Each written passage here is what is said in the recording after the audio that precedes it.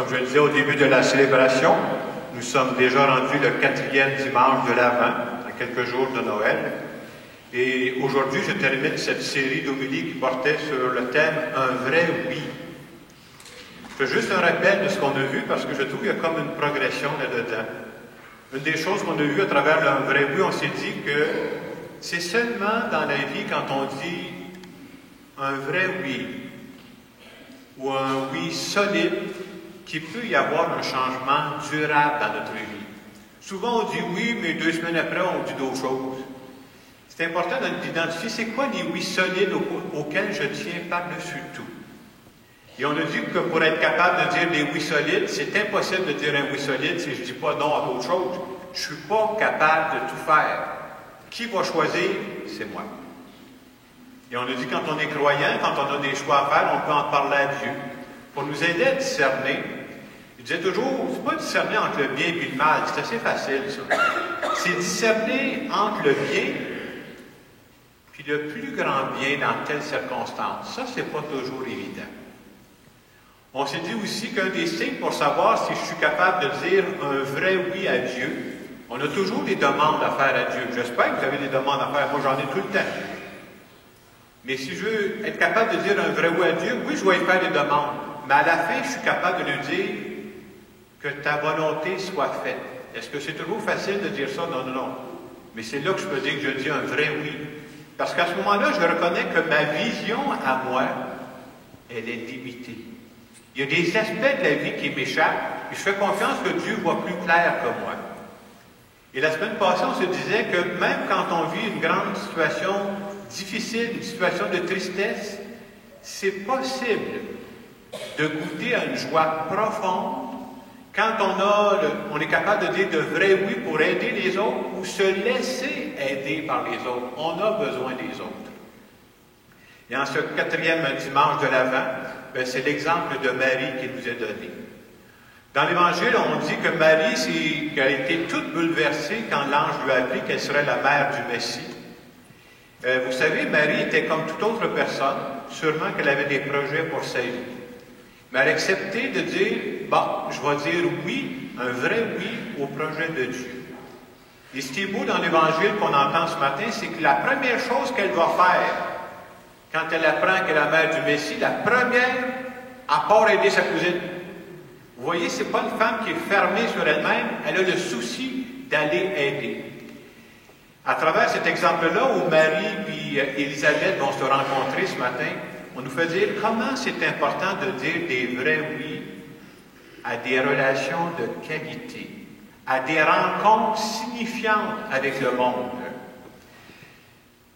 Dire des oui à des relations de qualité, c'est un chemin de bonheur. Est-ce que c'est toujours facile? Ben non. C'est un défi d'entretenir des relations de qualité. Pourquoi? Parce que une relation de qualité, ça doit se nourrir. Je dirais, c'est comme des fleurs, il faut les nourrir. Dans Le Petit Prince, on disait, c'est le temps que je consacre à ma rose qui fait que ma rose est importante. Mais ce matin, on se fait dire aussi, je suis capable d'identifier présentement dans ma vie là, quelques relations que j'ai. Ça peut être des relations avec des membres de ma famille, des relations avec des amis. Tu dis, ça là, c'est mon gaz. C'est ce qui me fait avancer dans la vie. C'est ce qui me nourrit. Et d'être capable de dire merci à Dieu pour ces personnes qui ajoutent de la vie à ma vie. C'est tellement vrai qu'on oublie qu'un être humain a besoin de relations humaines saines pour s'épanouir. Tu ne peux pas t'épanouir tout seul, c'est pas possible. On oublie trop souvent comment les êtres humains, on a besoin du contact avec les autres pour devenir des gens heureux.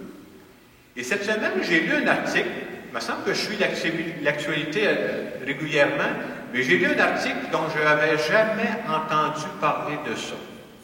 Et ça m'a ouvert les yeux sur l'aspect, comme je vous dis en fin de semaine, comment c'est important d'avoir des contacts avec les autres. Sinon, ça a un impact sur notre propre vie. Alors, ce que j'ai lu dans l'article cette semaine, on parlait du gouvernement de l'Angleterre, le Royaume-Uni. Comme tous les gouvernements, vous savez, ils ont différents ministères. Par exemple, ici, on a le ministère des Finances, ministère de la Santé, ministère de l'Éducation. Et le gouvernement du Royaume-Uni, au début de 2018, ils ont créé un nouveau ministère. Savez-vous quel est le ministère qu'ils ont créé dans un pays de 66 millions d'habitants? Le ministère qu'ils ont créé, c'est le ministère de la solitude. Bien, voyons donc, c'est ça cette affaire-là. Un ministère de la solitude, oui, parce qu'on dit, dans notre pays, c'est rendu un problème de santé publique majeur. Sur les 66 millions de personnes qui vivent en Angleterre, ils calculent qu'à peu près 9 millions de personnes souffrent de solitude. C'est quand même quelque chose. Je vous parle d'un pays riche, là. Et j'ai pensé d'amener l'article, vous lire certains mots à mot ce qui était dit, et vous allez voir que ça fait réfléchir. Et ce qui se passe en Angleterre, ça se passe ici aussi. Soyez sans crainte. Hier, je faisais la messe à Deauville, quand j'ai parlé de ça, à la fin de la messe, le monsieur a dit, vous savez, j'en fais partie de ça. Alors, je vous lis ce qu'ils disent. C'est impressionnant. Une étude de l'université en Angleterre avance que la solitude est aussi dommageable pour la santé que fumer 15 cigarettes par jour ou que souffrir d'alcoolisme. Le contact humain, l'interaction avec les autres, c'est la santé, c'est la vie. On oublie ça, hein? L'isolement, lui, est très nocif, plus même que l'obésité ou que le manque d'activité physique. La Grande-Bretagne a créé récemment, comme je vous disais, le ministère de la solitude pour lutter contre ce fléau qui grève les finances publiques du pays, surtout dans le budget de la santé et des affaires sociales. Ça a des conséquences, là. Ils ont fait une étude, et ça, vraiment, ça m'a surpris, là. Ils ont fait une étude justement en Angleterre. Ils ont trouvé qu'il y avait 200 000 personnes, c'est quand même du monde, hein? 200 000 personnes âgées en Grande-Bretagne qui affirmaient n'avoir parlé à aucun ami ou aucun proche dans le mois précédent. Ça veut dire que ces personnes-là, les seules personnes aux qui ont parlé, vous savez ce que ça veut dire? Ils vont à l'épicerie, tu payes ta facture à la caissière, tu retournes chez vous. Pendant un mois, tu n'as pas parlé à un ami, tu n'as pas parlé à personne de ta famille. Aïe, 200 000 personnes. Si je vous compte ça, ce n'est pas pour vous donner des statistiques, mais c'est pour montrer comment notre contact avec les autres est important. C'est la santé. Et je vous compte ça parce qu'en fin de semaine, c'est ça qu'on nous montre comme exemple. En travers cette rencontre entre Marie et Élisabeth, on dit comment les contacts qu'on a avec les autres nous font vivre. Et on oublie ça parfois. C'est impossible d'être heureux tout seul. Avec qui j'entretiens mes relations? Qu'est-ce que je fais pour les entretenir, mes relations? Je n'ai pas besoin d'avoir 150 amis, mais de là à pas parler à personne pendant un mois, wow! Il se passe quelque chose, hein? Et à travers ces relations-là, on disait, bien, dire un vrai oui à des relations de qualité. C'est vrai aussi que quand on dit un vrai oui, ça amène d'autres oui par la suite. Pour ça, c'est important de dire des oui solides. Et Marie a vécu ça aussi. C'est pas tout de dire oui au plan de Dieu sur elle. Elle a dû dire oui à d'autres choses par après. Oui à éduquer son fils Jésus. Il a fallu qu'elle mette du temps pour ça. Oui à être là au pied de la croix quand c'est ton fils qui est sur la croix, là.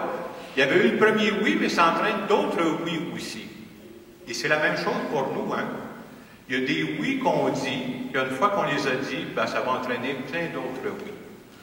Juste pour mettre une partie un peu moins sérieuse, il y a une femme que je connais depuis des années, je vous dis, c'est pas qui, là, vous ne la connaissez pas de toute façon, qui me disait justement comment un oui, un premier oui est important pour les autres oui. Elle me disait, toi, Jacques, tu n'as jamais été marié, là. Mais c'est important que tu saches que quand on se marie, là, il faut s'aimer beaucoup, beaucoup, beaucoup, beaucoup au début pour qu'il en reste un petit peu pour les années qui viennent après, là. Donc, c'est important que le premier oui soit solide pour que les autres oui viennent par après. Tout ça pour nous dire ce matin que comment c'est important de développer des liens entre nous, des relations de qualité, comme Marie et Élisabeth l'ont fait. Vous savez, quand nos contacts humains, les seuls contacts humains qui nous restent, c'est un texto, c'est un courriel ou c'est un j'aime sur Facebook, ça ne fait pas vivre le cœur humain, soyons honnêtes. Là. Le cœur humain, qu'est-ce qu'il a besoin? Il a besoin de présence. Il a besoin de relations humaines de qualité signifiante. Et dans les jours qui viennent, on va vivre des rencontres. On peut échanger des boîtes de cadeaux. Ça peut être ça, la rencontre. Ça ne fait pas vivre, ça. Est-ce que, à l'exemple de Marie-Isabelle, est-ce que je veux être quelqu'un qui va favoriser que les rencontres qu'on va vivre soient des rencontres vraies? Je pense que c'est ça le message de ce matin. Et je vous laisse quelques instants pour en parler avec Dieu.